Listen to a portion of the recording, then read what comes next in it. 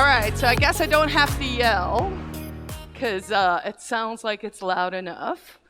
I have some slides, I hope, that are coming.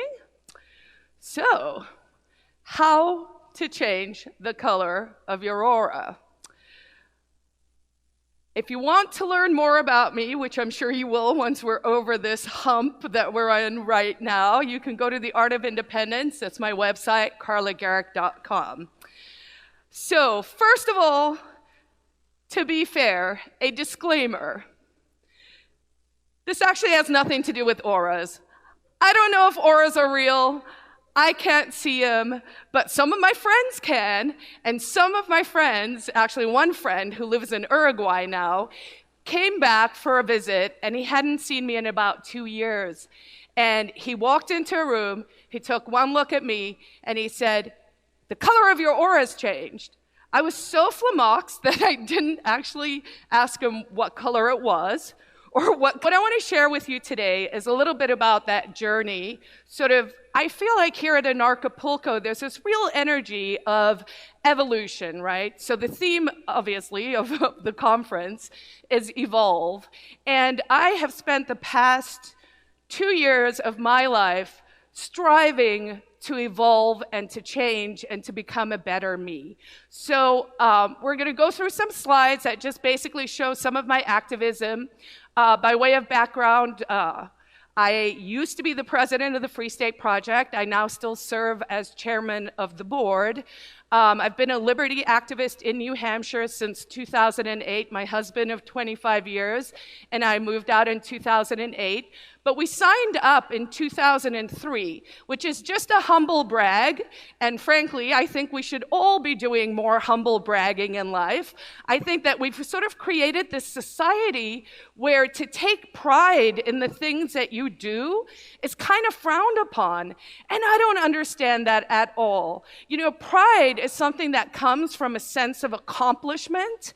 And so if you're accomplishing the goals that you've set out to accomplish, of course you should be proud about that. So I'm really proud that I'm an old-time, old-school liberty activist at this stage. I'm originally from South Africa. I was an anti-apartheid activist back in the day. Free Nelson Mandela. We actually saw him free. My husband and I went to his inauguration at the Union buildings. So I've always been driven by a sense of justice and injustice. And I'm sure as we see, people are identifying, and this is where the growth is coming from, that there's a lot of injustice in the world. The reason I chose the Free State Project is I'm very results driven. So I wanted to be like, my time is important to me. I want to go someplace where I can actually make a change. So this is my office back home, and this is part of the humble bragging. I also painted those 2 very gorgeous paintings of my favorite little doggie, Nervous Nellie. She's a rescue. She's now 13 years old. But this is supposed to show you just a little bit about, sort of what I've been up to and what I've been doing in the 12 years I've been at New Hampshire. I'm supposed to point it that way.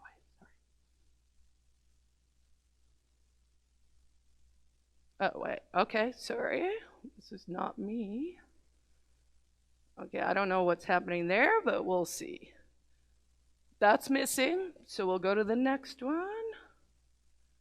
All right, so these are just some pictures from various protests we've done over the years. This very bad sign, don't ever make a sign like this that is entirely illegible, says, "Why protect the bad apples?" That was a protest. I do a lot of police accountability work, and so that was a protest to do with that. This one on the right here, your left, was a George Orwell 1984 is not an instruction manual rally. I am very proud of the fact that I just recently once again sued the state of New Hampshire.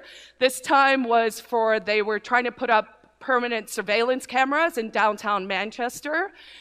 So there is actually a court pleading that has the words 1984 is not an instruction manual in the court pleading. So that was that one. This one was up with Governor Sununu, where we currently have a Democratic House and Senate. It flipped recently, but we have a Republican governor. and he's been vetoing all the socialist crap that is marching from state to state, right? There's an agenda for these things. This was that's me in the middle there, Axe the Tax. New Hampshire does not have a sales tax. New Hampshire does not have a personal income tax. And so the backdoor way that the Democrats are trying to introduce, or the statists, I should say, because it's a problem on both sides, are trying to introduce new taxes is by introducing things like family leave, medical leave, that kind of stuff, right? So they're like, oh, we're going to give you this nice thing. Oh, you're just going to pay a little bit of taxes over here. And then we know, as we saw what happened in Connecticut, it starts with a little tax. They promise they're going to reduce the property taxes, but then of course they end up with a large property tax, a large income tax, more and more taxes, because socialism, where everything is free but you.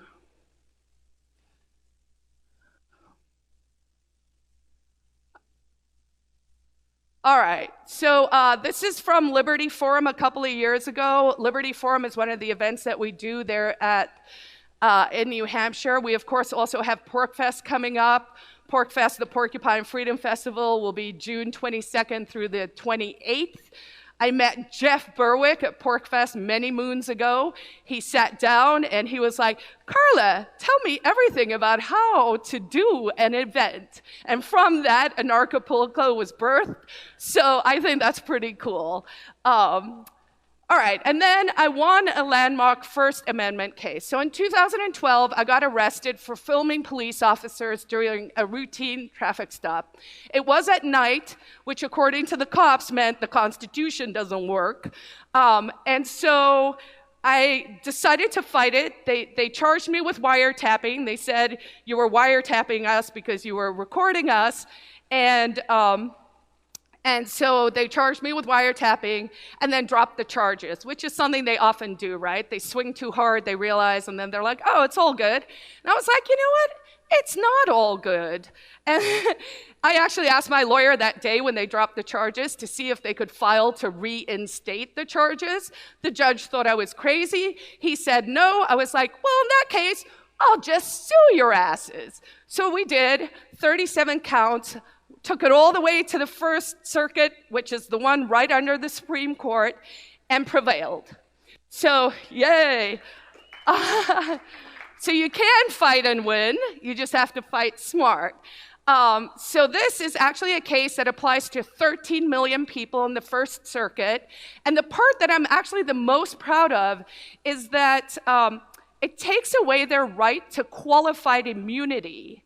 So if a police officer takes your camera and either confiscates the camera, confiscates your phone, or deletes your footage, not only can you sue the town or the city, you can sue that cop in their personal capacity, which is what we want, because we want to hold people personally accountable. Instead of screwing over the taxpayer, we want that guy to stop doing bad stuff. And that's how we do it. So here I am on Porcupine Day, which is February 3rd, 2016, when we announced that we had triggered the move to New Hampshire. So 20,000 people are now moving slowly, but they're coming. We have thousands in state already, about 5,000. So we're concentrating those activists to really try and do all the exciting stuff. And this is the last of the background. In 2016, I decided to run for New Hampshire State Senate. I ran openly as a free stater. I ran openly on a platform of liberty, of decriminalization for most things. I talk about Ross Ulbricht, Free Ross, all the time. And so this was 2016. We were out there. I even had a nice banana suit. And that was around about the time when I realized something in my life needed to change. So I was very stressed. I was super anxious. I was partying too hard, like Jeff Berwick on launch day too hard. And I was unhealthy and I was fat. The fat doesn't matter, like I'm all for body positivity, but don't pretend that you're healthy. You know, you can fake it till you make it. You can tell yourself stories. You can feel good about whatever, but you can't fake good health. So you either gotta like go find it, go make it, go figure it out, and I did. So something needed to change, and that something was me. Here's the great thing. You are the master of your destiny. Every single one of you in this room, only you can decide what your future looks like, and only you can change you. No one can do it for you. It comes from here. So I had a desire to change. I had a deep desire to change. I wanted to break a lot of bad habits. So the first one that I felt needed to go was alcohol. There are people in this room who know me. I'm a lush, I like to drink, but it had become a really bad habit. Like it wasn't giving me pleasure, it was actually detracting from my life. Alcohol is a neurotoxin, alcohol is a depressant. And if you're an anxious person, alcohol will make the anxiety worse.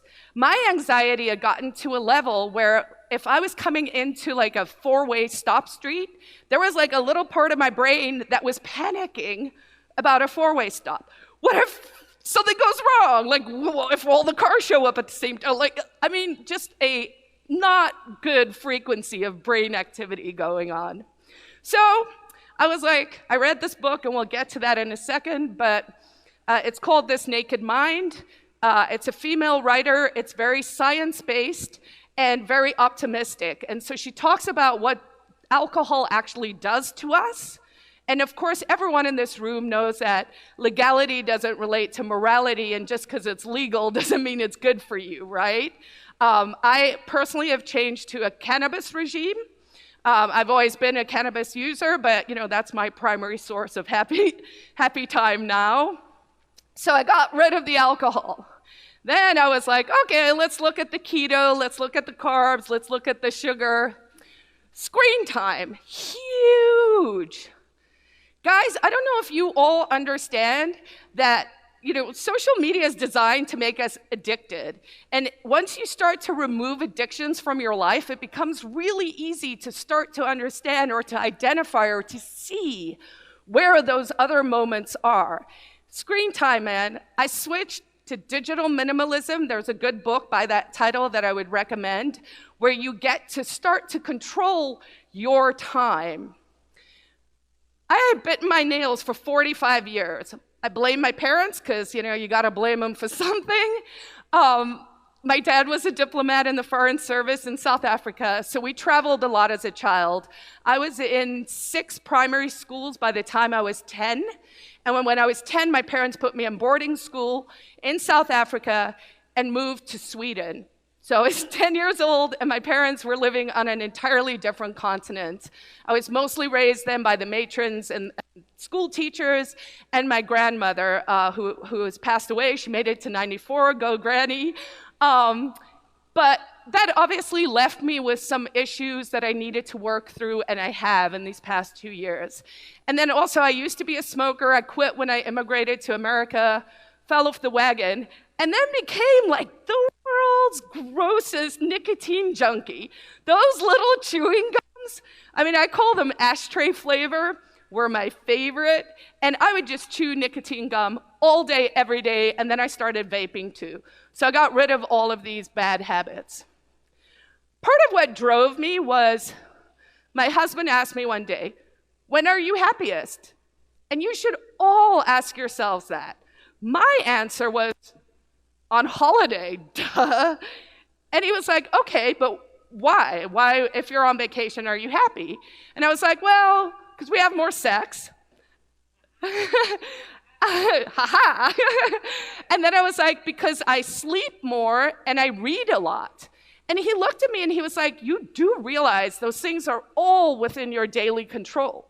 Like, if you want to sleep more and read more and screw more, you can do it. You just have to make it a priority. So, how do you do that? You create routines. Now, I am someone who, look, I was a successful lawyer on 2 continents. I practiced law in South Africa. I practiced law in Silicon Valley. I worked on Steve Jobs' next acquisition for Apple. I worked at Logitech. I've got my stripes. Like, I'm an IT lawyer. I'm legit, right?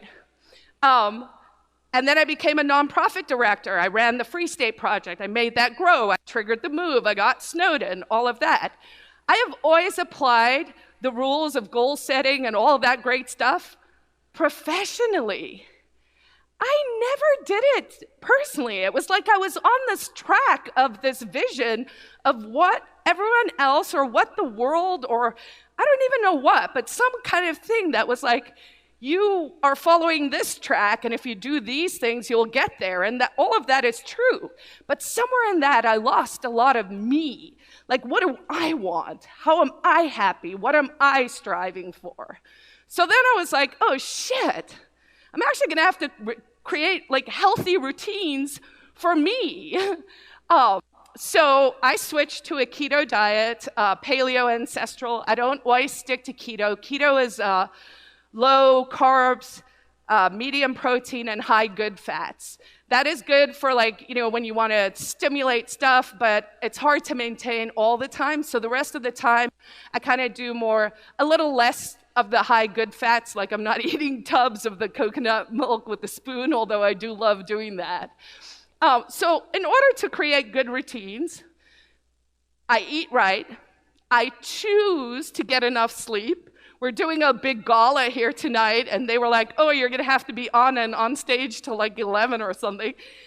And I didn't want to say it, and I didn't say it to them. And I was like, but that's past my bedtime.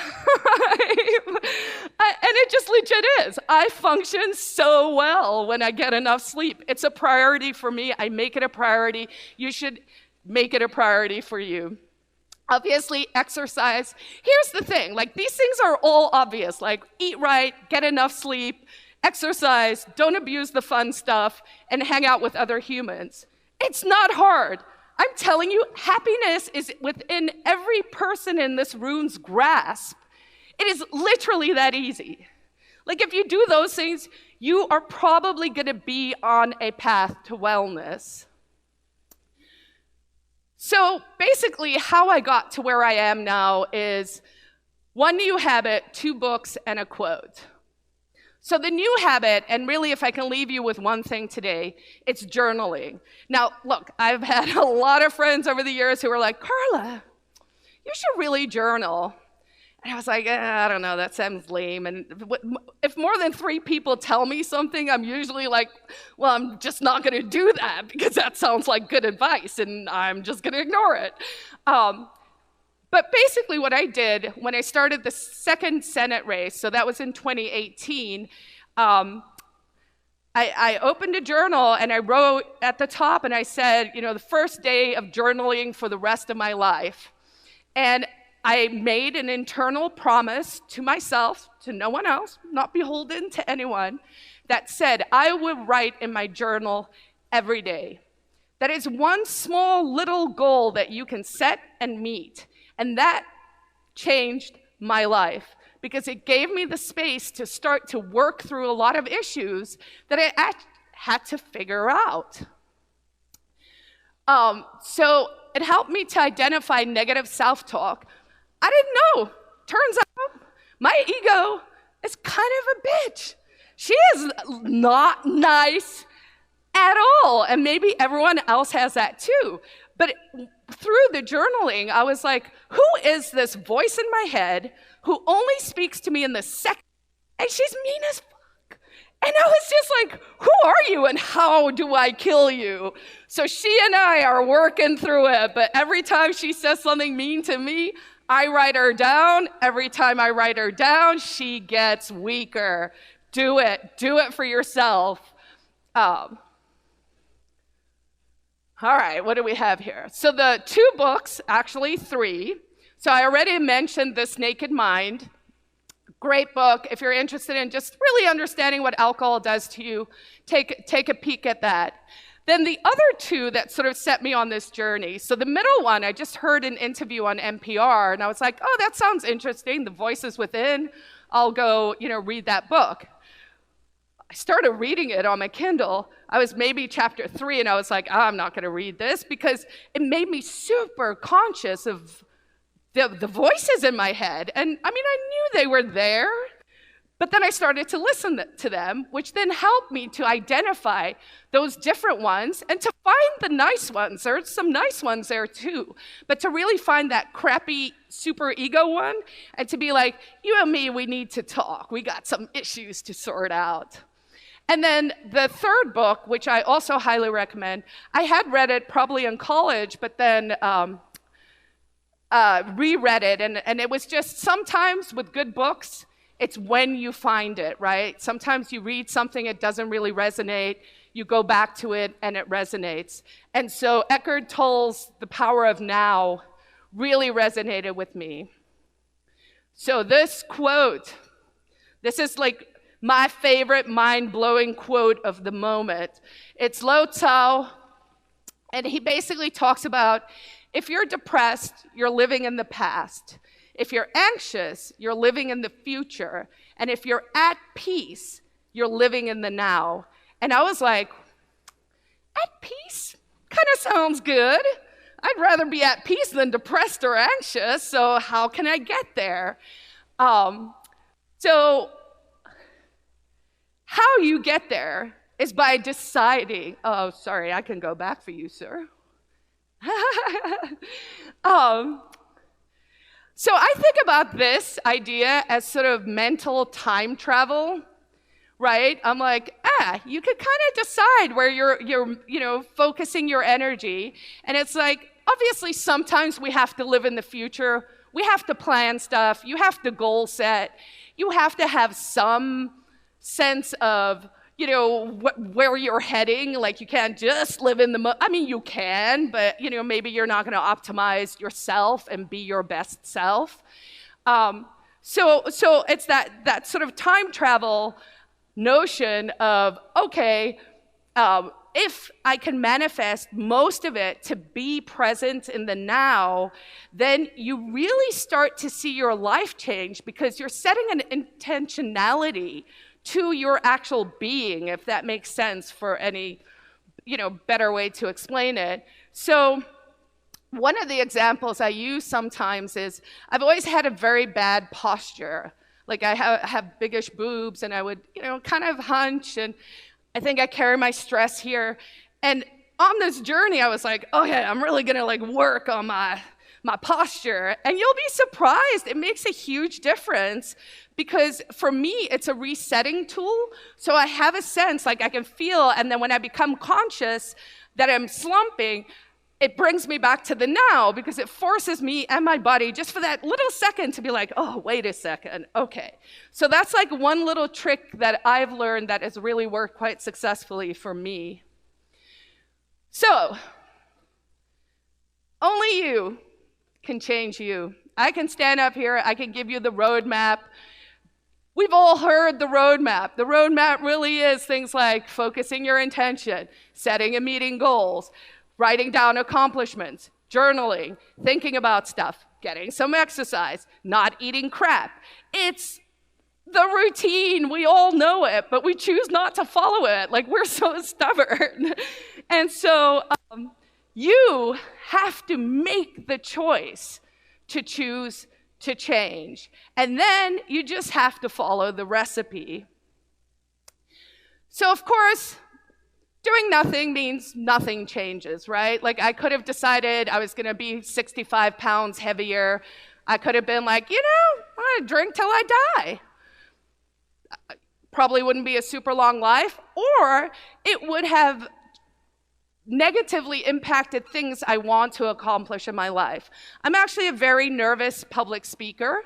I was under alcohol. I was a shit show. But leaving the alcohol, thereby reducing the anxiety, has actually, it's just fundamentally changed that part of my life, because I feel like I can come and I can share with everyone in the room without puking. I'm like, yay, Carla did not puke today. So obviously, if you do nothing, nothing happens. If you even choose just to go buy a journal and to start writing down every day in your journal. If that's the one thing I leave you with today, and you just make that promise to yourself, you will be in better shape. And there's math. Look, math to prove you can change the color of your aura. All right, so the other ones didn't show. There were some old photos there. That's old Carla. That is some CIA stooge. Anderson Cooper. I went to meet him at Trump came to New Hampshire. This was back when he started running. And there was a small meet and greet, and I was like, sure. And CNN had reached out, and I was like, okay, I'll come if you allow me to ask my question to the president. You know, it's how they fill the copy. And it was a question about Edward Snowden, because it was around about the time that we were going to host him in New Hampshire. And the question was like, why would you, because Trump is against whistleblowers, and he had said he would probably hang Anderson and Donald just like sitting and watching, and I guess the camera was there, and so everyone was tweeting and messaging me, and they're like, stop moving your face, because I'd just be like horrified, you know, like the whole time. I was just like, what? No, that's terrible, you know. So that was that, and this is with Rand Paul at an event when I was running for my Senate race this last time. So, if you want to learn more about me, which I encourage and hope you will, I do a weekly podcast now called Told You So, because I've been around long enough now where I feel like I could be like, I told you so. And we as libertarians, actually, I mean, that's our little, like, you know, our magic, because you can, for anything where people go, who could have predicted this outcome? I always just go to Reason Magazine and I Google whatever it is, and I like to find the oldest article I can find that's online, usually from the 80s, and I'm like, we could have told you so. So please do that. If you are moneybags, a shameless plug, I am running for New Hampshire State Senate again. We have 24 senators in New Hampshire. I will accept your donations. I also do take crypto. Just to put it in context, in 2016, I ran as a Republican, and I got 40% of the vote. In 2018, I ran as a fusion candidate. I won a recount write-in ballot on the Libertarian ticket, and I ran fusion Libertarian Republican, and I got in a swing district where it swung 15% to the left because no one came out for that race, I went up 2%. So in 2018, as an open free stater who talks about anarchy and all the good stuff that we believe in, I got 42% of the vote. The guy I'm running against is an 82-year-old 11-term incumbent. He has $1 million. I had $20,000. I would like to even out that fight a little bit and become a senator in the free state of New Hampshire.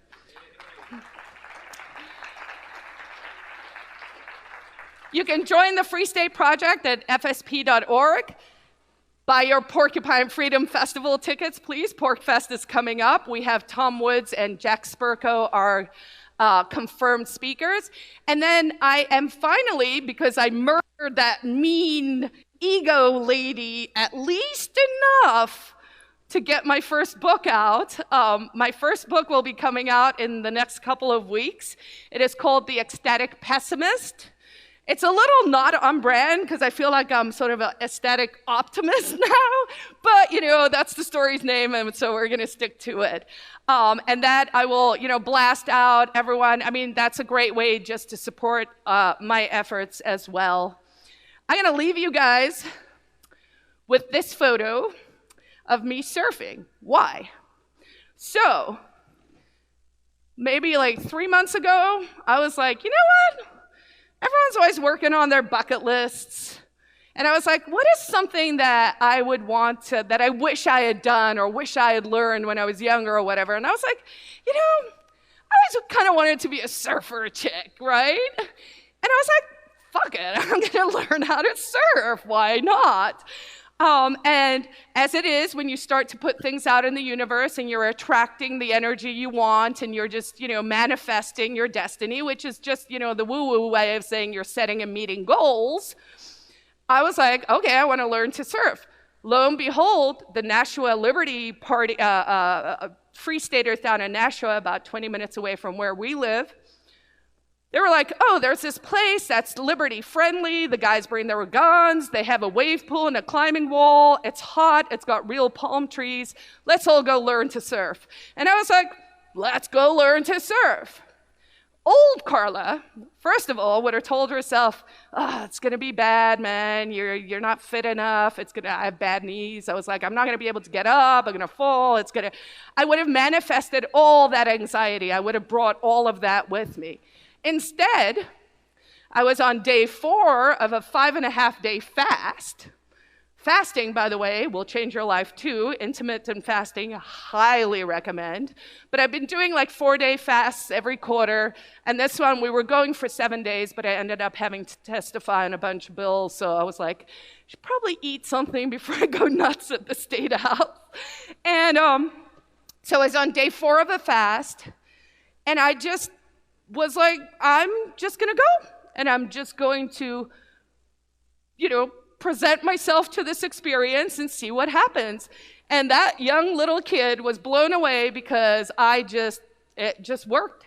I wasn't scared. I was just like, I'm going to go and I'm going to try and I'm going to experience this new thing. And I did it. And so my next book will be How to Learn It to Surf at 50. And yeah, I just wanted to leave on a positive note. So I will leave you guys with this. You are the masters of your own destiny. The only thing we have in life is time. You're the giver and the keeper of your own time. Spend your time wisely. Thank you.